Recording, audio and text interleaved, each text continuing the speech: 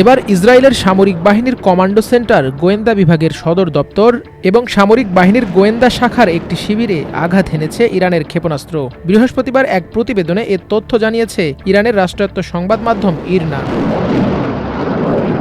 ওই প্রতিবেদনে ইরনা জানায়, ইসরায়েলের দক্ষিণ অঞ্চলীয় শহর বেরশেভায় অবস্থিত দেশটির সামরিক বাহিনীর কমান্ডো সেন্টার, গোয়েন্দা বিভাগের সদর দপ্তর এবং সামরিক গোয়েন্দা শাখার শিবির, এই ৩ স্থাপনা লক্ষ্য করে বৃহস্পতিবার ভোর থেকে একের পর এক ক্ষেপণাস্ত্র নিক্ষেপ করে ইরানের সামরিক বাহিনী।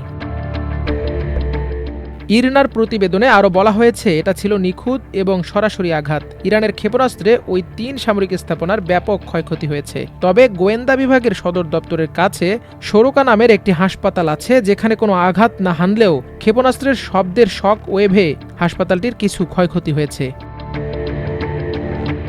গত ১৩ জুন তেহরান সহ ইরানের কয়েকটি শহরে ইসরায়েলি হামলায় ইরানের বেশ কয়েকজন সামরিক কমান্ডার, বিজ্ঞানী এবং বেসামরিক নাগরিক নিহত হয়। ওই আগ্রাসনের প্রতিক্রিয়ায় ইরান ওই দিন সন্ধ্যা থেকে ইসরায়েলের বিভিন্ন এলাকায় লাগাতার আক্রমণ চালায়। দুদেশের হামলা পাল্টা হামলা এখনও চলমান।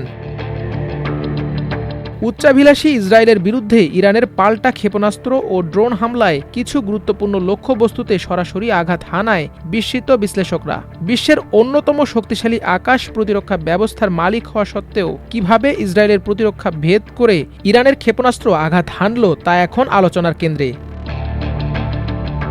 চলমান সংঘাত ধীরে ধীরে দীর্ঘমেয়াদী রূপ নিচ্ছে।